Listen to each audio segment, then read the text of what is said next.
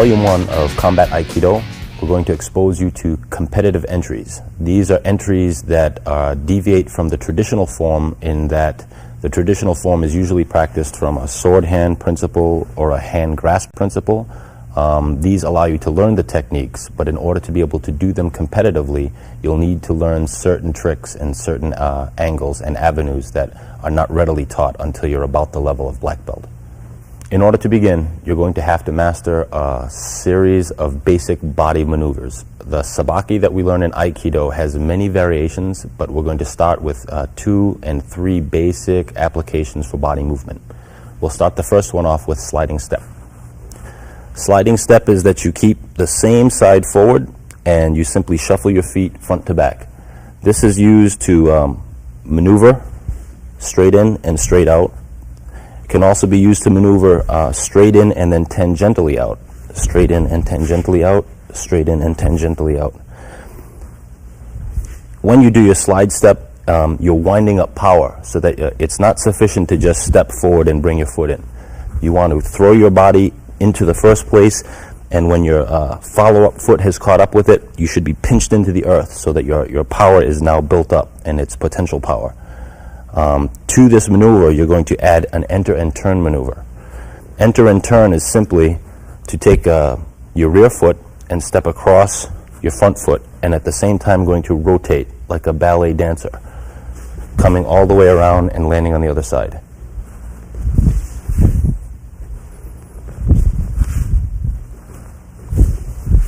Later, when you begin to use this in competition, you're going to have to practice the sabaki so that from slide step, you can easily enter and turn, and back into slide step.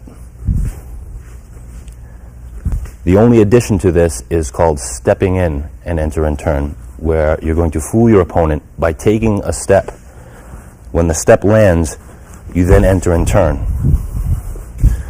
Whereas in the beginning, we show that the front foot will enter and turn. Now he's going to believe that I'm taking a step. At the point that that step lands, enter and turn. These 3 sabaki should be sufficient to get you started so that you can compete with regularity. Now we're going to demonstrate the application of this footwork just with regard to maneuvering around an opponent, not even yet to make contact, but just in order to keep a safe distance in and move around. So right now we're going to introduce my partner, Joe. Joe is going to come in and we're going to use from unguard position. Traditionally, when we train in techniques of Aikido, we're learning them from a sword hand or from a hand grasp or from a very contrived form of karate punch. What we need to be able to do is do the sabaki body movement around the opponent in a way that is natural. Like when a boxer moves around in training, he doesn't get the one punch off right away. He may have to set himself up with a series of footwork before he can even get into that position. And that's what we're going to use the sabaki for. I'm going to demonstrate first outside turning, which is my opponent is going to try to engage me on the spot that I'm on, and I'm going to turn to his outside, giving up the front of my body, which is the safest way. So when my opponent is coming, to enter and turn just to get outside of him. This is a safe angle, just to get outside. Sometimes your opponent may fake you one way or the other, so my intention might be to do sabaki to his outside, but he cut one way and then went the other. It's sufficient and it's okay to do the same enter and turn to this side and give up your back, so long as you come out the back safely and face your opponent. To come this way, and if he returns to this way, it's okay. This is sufficient just to keep safe distance. To add to this, you're going to use the first maneuver in Aikido taught. It's called Ikkyo. Ikkyo to Aikido would be what a jab is to a boxer. In boxing, the jab sets off every punch, or in Thai boxing, the jab is intermediate to set up for every punch and every kick. In Aikido, we're using the Ikkyo principle. Traditional Ikkyo is as if I'm drawing a sword from one side up and into my opponent. both hands like this, one on top of the other. You're trying to, or ideally you want to make your catch just above the elbow and at the hand. Traditionally, when you learn it from a grab or you learn it from a head cut. This is sufficient to learn the technique, but to do it in combat, it's never going to happen because no one ever does this and no one ever does this. The technique looks like this from hand grab. At this point, I'm driving his elbow into his head to take his balance. Common mistake is that people try to take the arm and twist it down. By his power, he can resist. I want to bring his elbow to his head until he blocks it out. When he blocks it out, I can now manipulate his balance by pushing his elbow into his head like this.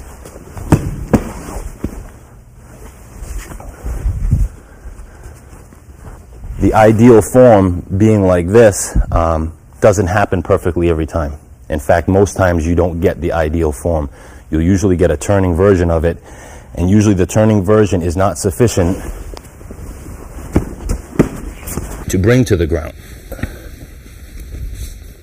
The way that you have to work to master even being proficient at catching an Ikkyo is you have to plan for all possible scenarios of what if I miss. So one example is some fighters don't have their arms engaged, sometimes in tight. If a missed Ikkyo happens, missed Ikkyo should be shote with the rear hand or palm heel strike to the head and a guard with the lead hand. In combat, don't even plan on getting the first Ikkyo. In fact, there's a term in sword fighting called shinogi, which is an opening move.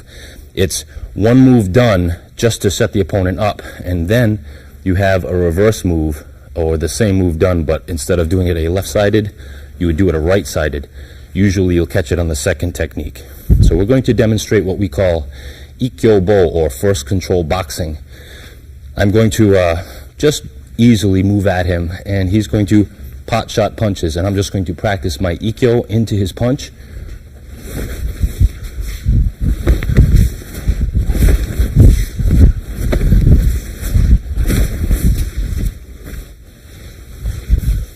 This type of conditioning is just your opening. This is your jab for your Aikido.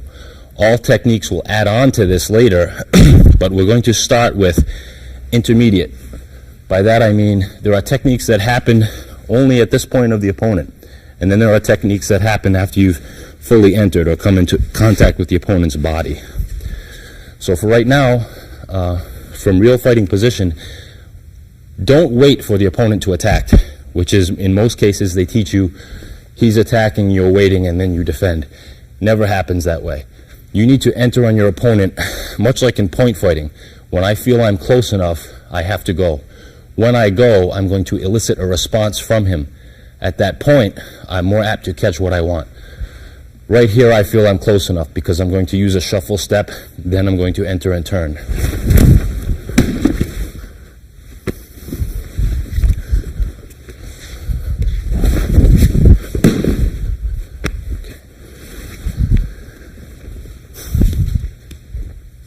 Another what-if scenario. What if this doesn't work? Every technique has a counter to it that falls in line. If you follow the 5-pillar theory of Aikido, there are 5 basic techniques, and they're all compatible with one another. So usually in the case of an Ikkyo missed or powered out has as best counter as a Sankyo. Sankyo technique looks like this. It's distinguished by, first, this grip. This grip is vitally important. If you grab just like this, you'll lose the ability to do the Sankyo properly. If you grab just on the arm, you give his power too much because I don't have something to hold with. And so the way to think of a Sankyo technique or a third control technique is like you've got a sword. When you have it in your hand and you cut with a sword, your wrists are doing primarily the action. The rest of the power is coming from your abdomen. When they say abdominal power, it's much like when you lift heavy weight. First thing you have to do to lift heavy weight is take a deep breath. If I just do this, I can't move him. But if I take a deep breath, I can maneuver him most easily. So now, as an intermediate technique, from a distance, I have my Ikkyo that I missed. I have my entry into Sankyo.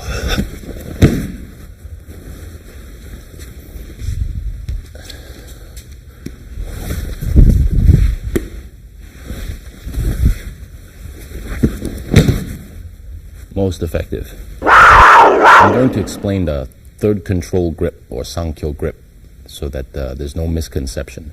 Oftentimes we train with a gi. It's very important to train with a gi, especially in the beginning, because it allows you to perform techniques that you may not be good enough to perform without a gi, and then as time goes by you will not depend on the gi. So sometimes in the process of doing something you may be in motion and you may be using the gi just to attain a position, and this is sufficient and this will work, but in real fighting you don't have a gi. So to learn generally how to do something, working with the gi is excellent. In fact, I recommend it.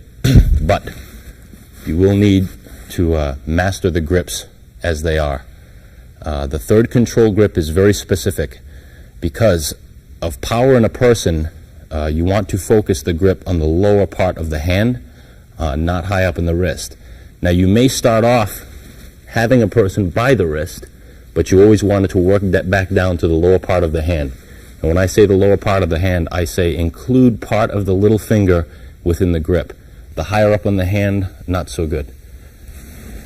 This is a third control grip, like this.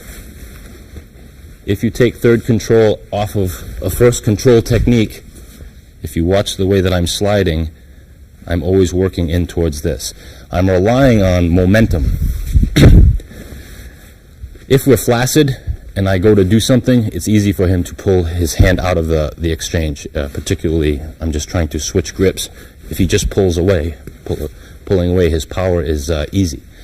But off of a first control, we're riding a kind of inertia. So if I turn him like this, you can see the finger pointing is not about some kind of mystical energy shooting out of my hand. The finger pointing is a fulcrum. If I curl my finger in, I've lost that fulcrum. When I point my finger, it allows me to flex out, much like eagle claw in Kung Fu, to flex out and roll his bones the right way. Now the tendons all the way up into his shoulder are taut, if you can see that. And if I add my second hand, makes it very good. From this position, this is good third control. Okay. Now, this is a counter position from Ikkyo going this way, third control this way.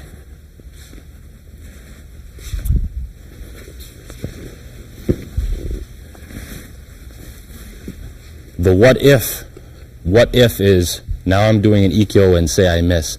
In some cases, as you enter on your opponent, he may switch step or he may just draw back a step. Ideally, to do Ikkyo, you want to go to your opponent's outside. This is defined as his outside. This is inside. This is less favorable. We don't want to be inside because inside he has a chance at me. Outside, he has no chance or very little chance, and I have all the chance in the world at him. So now, let's assume I'm entering for Ikkyo and he's a draw step back. This means that my Ikkyo is probably going to catch the inside of his hand or his head. On the inside of his hand, I'm still continuing with the same turn.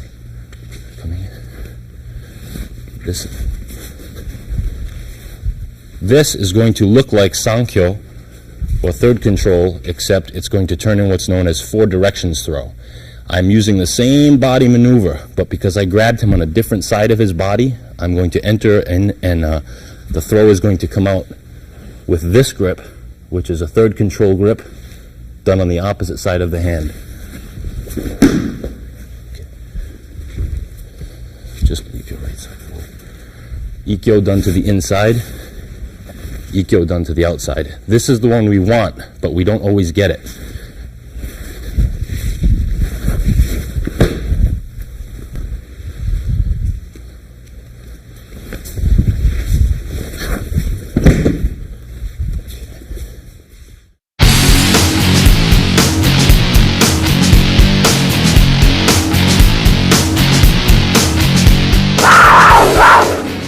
control boxing, you have a lot of things that can happen that don't give you the technique that you want. And the last most common one is no contact at all. And so what we're striving for is always with Ikkyo, or first control, we're always striving to make contact with the arms, because as soon as we can elicit a response and make resistance, we're trying to ride his resistance so that the technique can come to a conclusion.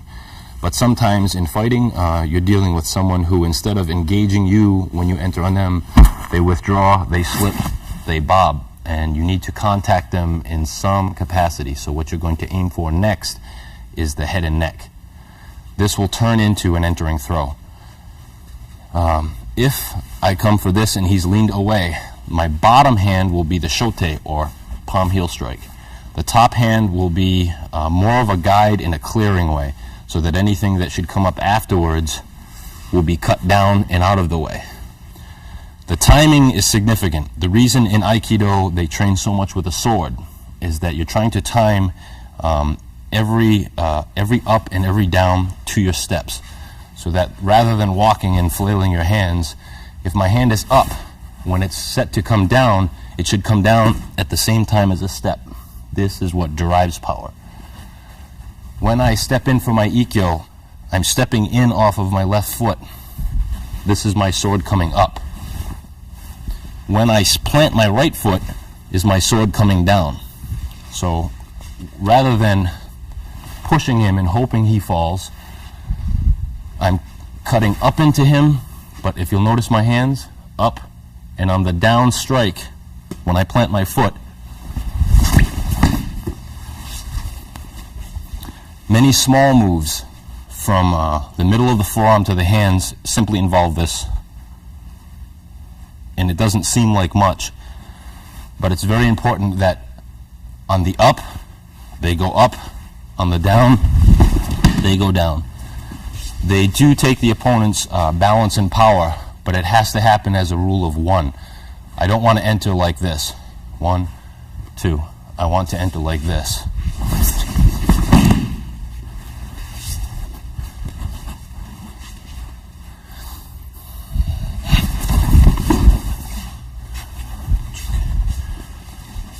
So now we have every case scenario of a missed technique. The base technique for Aikido is, for Ikkyo, is to send the elbow into the ear to take his balance. The next is drawn out and into a third control or a 4 directions throw. Like this, or like this. The missed version completely is to take the head. Taking the head is right under the jawline and up. When I know I've compromised his balance enough, my hand will simply go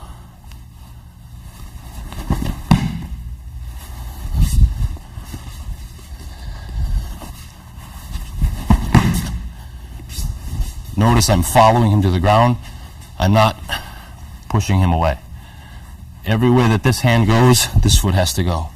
Up and down. In Ikkyo boxing, we have another situation that arises is when we come to the point of third control, but because of the opponent's power or his ability, we get locked. And to negotiate him to the ground, we need to add in another technique.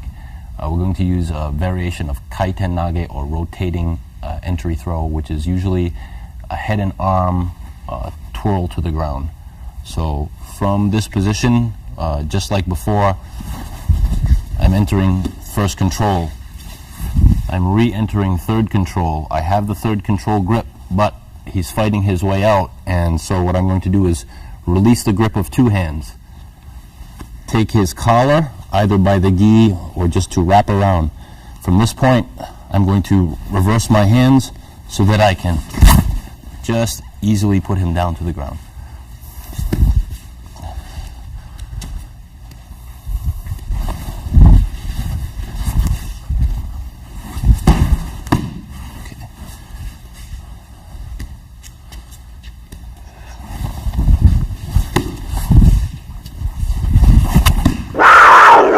In adjunct to the first control boxing series and the techniques Like a boxer uses a speed bag to enhance his training, we have certain drills that we can do.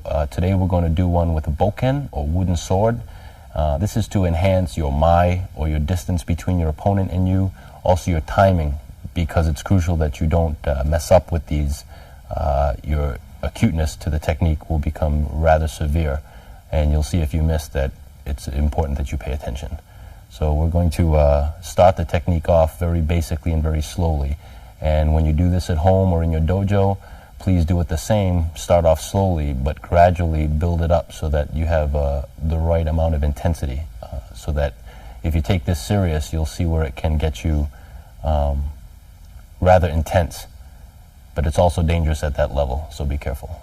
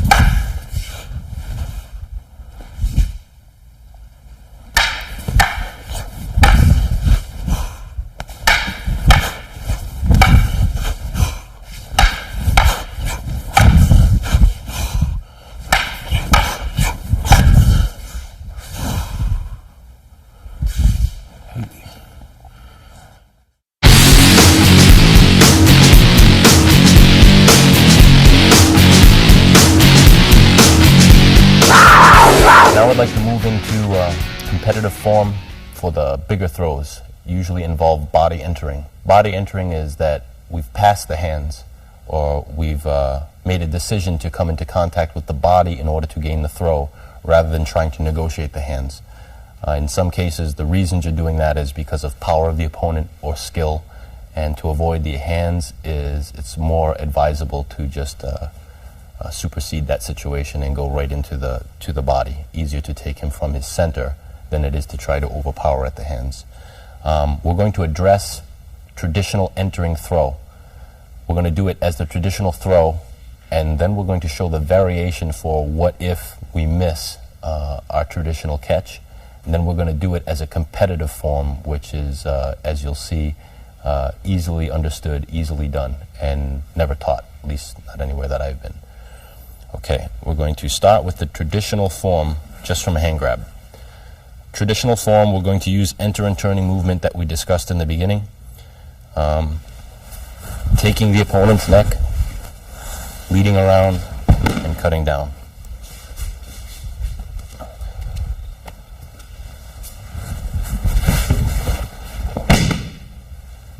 This is the slowest, most static version.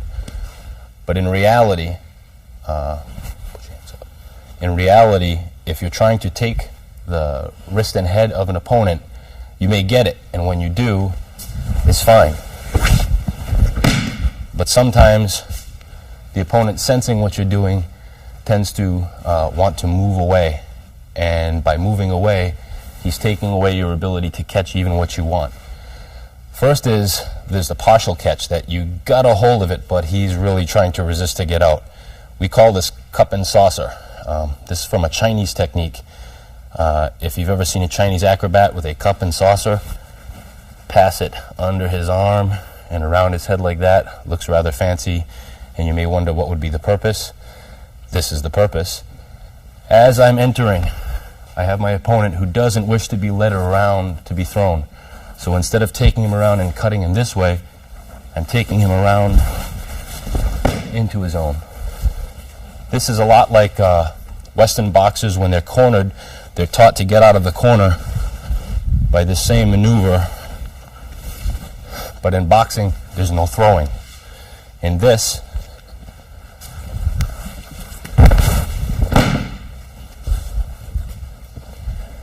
should make note of something about downing a person with an entering throw, and it is about balance.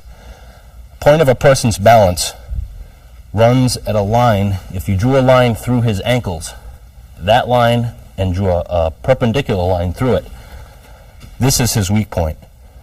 If I try to push him over this way, his legs are there to support. But if I want to cut him down this way against that line, it's very easy. So when you're negotiating your opponent with your hands, you want to beware of that. It's usually comparable to his shoulder position. So if you're looking at his shoulders, generally you're looking at that same line. And so when you cut, don't think of cutting to push him this way or pull him this way. Think of taking him straight over that line. Will take his balance very well. Okay. From the traditional,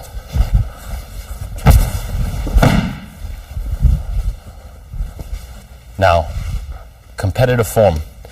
Competitive form is more likely to happen because you're not dealing with, I'm not waiting for him to cut, which is never going to happen anyway, and I'm not trying to launch in a way where it's very hard to grasp at the small things. The small things are easily withdrawn. Head movement makes it difficult. We're going to use a step entry.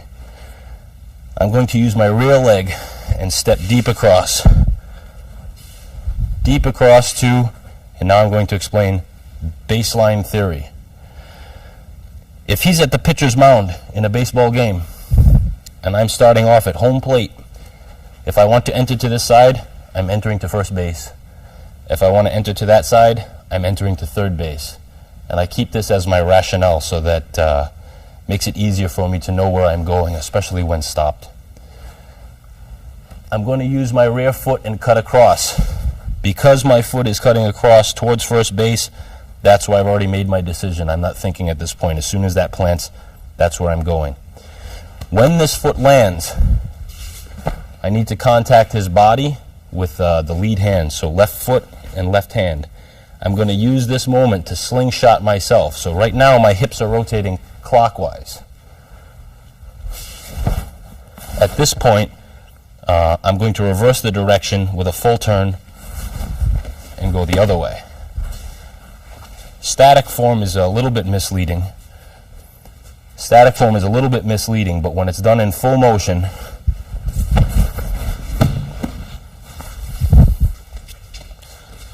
the slingshot effect should happen right at the moment that I'm making contact. And I like to not try to make contact with the hand. I like to do almost ridge hand, but with the arm. Because the deeper you can get your arm through when you do this, the closer your head will be, the easier the neck catch will be. So very slowly.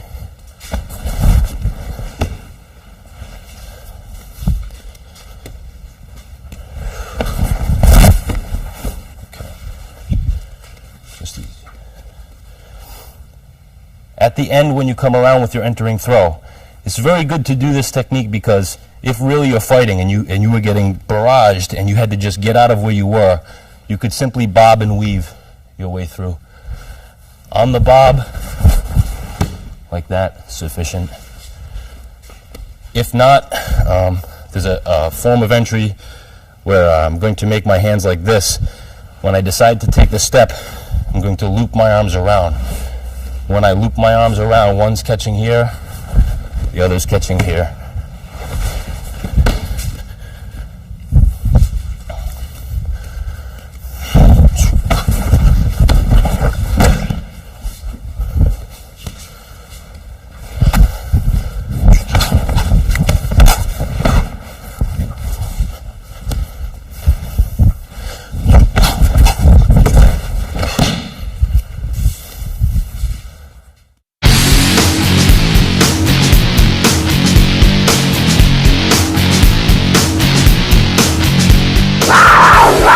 Here's some cross-training methods that we can use to enhance the dynamics of the entering throw and make more proficient the technique as it happens.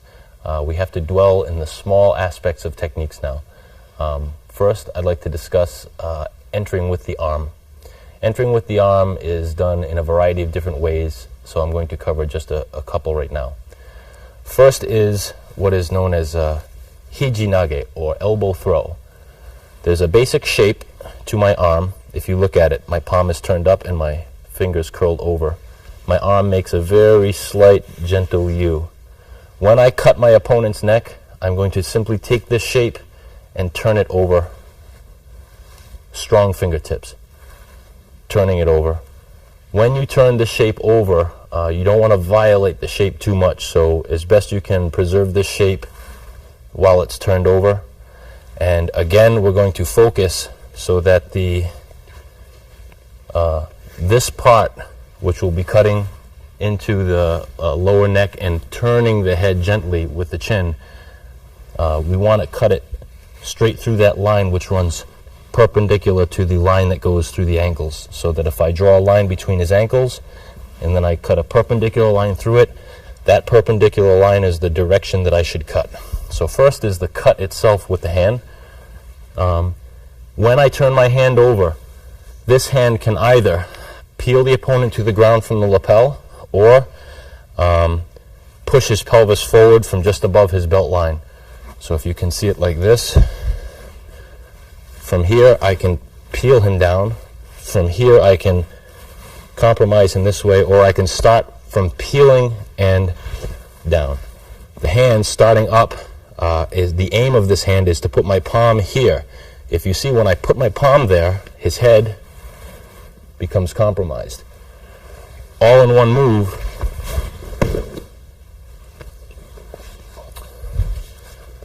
This is just for the focus of the cutting arm. Then we have a drill of entering. A drill of entering, we're going to do a very basic front version. We're going to do, you can do from handshake, or you can do from just inside arm grab. It's subtle at first, but what I want to do is I want to stimulate a response, some resistance, and then I want to ride his resistance. So I'm going to take with some force, and like fly fishing this way, but I'm going to go this way and then this way and then this way, steering his hand like this. There's no real nomenclature to describe this, but like this. At about this point, I'm going to release this hold on this hand because I have close enough to entry.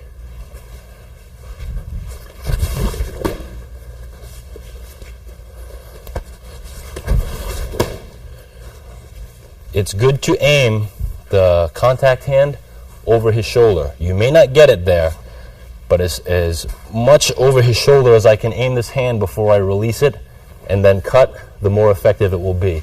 You may wind up being outpowered down here. Even so, when I let go, I'm aiming my own hand up to that point over his shoulder. If his hand should be able to come along, that's fine. If not, if it gets stopped here because of power, I release it and I continue up to that point.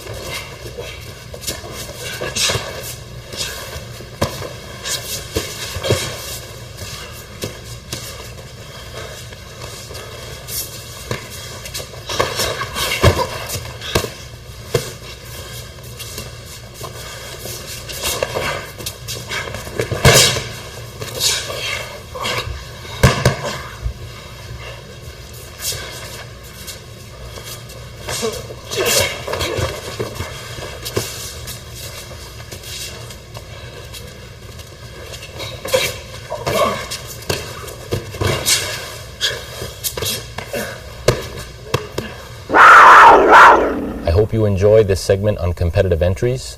I hope you remember that to practice these safely with a partner. Also, you should remember that if you're going to use these entries competitively, you should also practice with members of other styles so that you do not become immune to one another. And most of all, you should practice everything that you know left and right-sided, not to be one-sided fighter, only right-sided or only left-sided.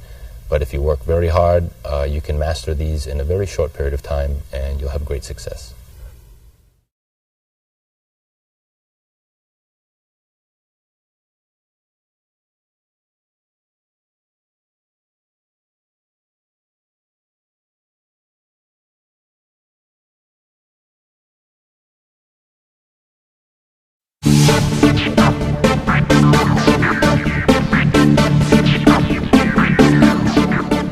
With something like Aikido, it's not a specific technique. Aiki is simply riding your opponent's force. And so you could do Aikido with boxing. In fact, if you ask me, Roy Jones is as good an Aikido practitioner as any Aikido master. Most techniques are absorbed from a weapon. Judo is Aikido. Most techniques are based or taken from the sword or the spear. Tennis is Aikido. Aikido means that I'm harmonizing with you. Basically, I'm trying to solicit a response from you, and when I get that response, I'm going to steer that response into a favorable position. And that's Aiki. It's not the particular technique, it's what you're doing with the opponent's energy. How did you first get interested in the martial arts? I first got interested in martial arts when I was a very small boy. I actually remember hearing on TV about the death of Bruce Lee, and I must have been 3 or 4. And somehow that struck me, that stuck with me. And then anytime I ever saw anything related to martial arts, it was just one of those things born in you. When I was a kid, and when I was in my early 20s, I think like a lot of people, I was astounded by the speed of Bruce Lee. If you catch the right footage, you can see a human being that could literally move faster than the eye could see. So that was a phenomenon, and I think a lot of us were chasing that phenomenon. And as time went on, I started to see other things, and I started to see things differently. And you know, all the time you're trying to simplify what you do and quantify it, and that's really what gravitated me towards the Aikido as a martial art, because the cue and the structure of the cue is very simple and easier to assimilate into your structure. If you can't immerse yourself to a degree in it, it's not worth it even to participate. I mean, if you're looking at it to look and say, wow, that's really cool and I like watching these tapes, that's one thing. But if you're not prepared to immerse yourself into it and really think of it almost as a religion, and the reason for that is because in this practice your life depends on it, and if you don't take it that serious, somebody will get hurt, and it's not worth it for that, for fun. Have you tried using specific moves of Aikido in combat? Yes, I have in fact. A number of the things that you see on these tapes, like escaping a choke with a third control technique, I've done it. Entering throw, I've done it. And a lot of these techniques I've done in fights that I lost. I've done entering throws in fights that I lost, but I got the entering throw off. I've had over 50 fights in Japan alone. I mean, I've been fighting all my life, and if you actually had to count how many professional fights I've had, that's including going into people's dojos and picking fights, it's a lot more than 50. If I counted on my hands the number of fighters that I have worked with who have gone on to become champion of this and champion of that, these are guys who have never been able to tap me in a dojo, and I've tapped them hundreds of times, thousands of times. And a lot of fighters try to compete with that by saying, let's say they embellish their records or their careers or what they've done.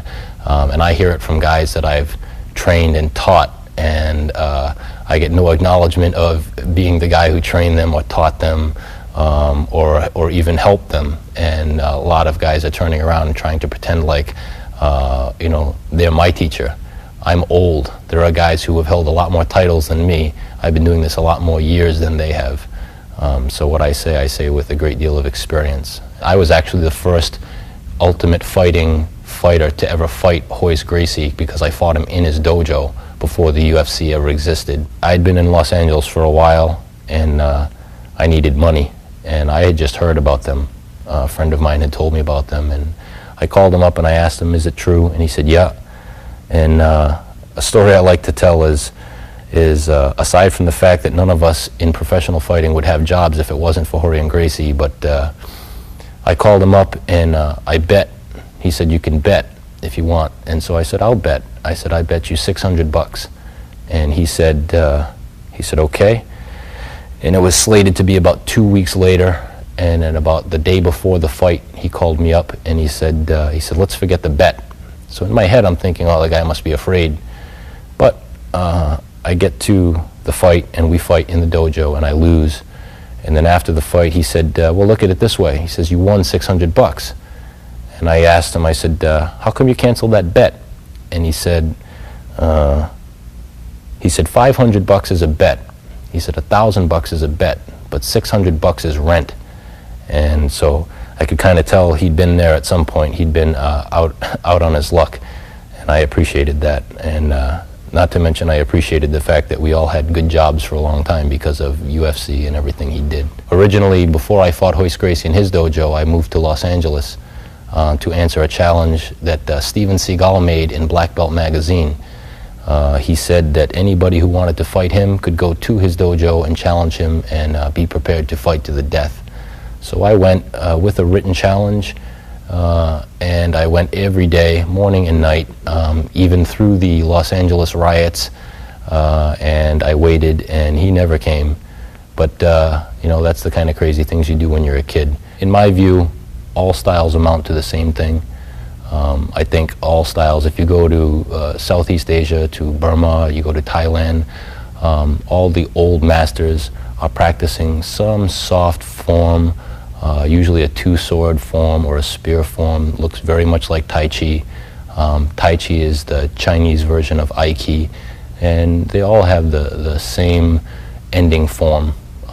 Varies, but it's basically the same in the end. Aikido in any sport is based on your mastery of it, and that's all it is.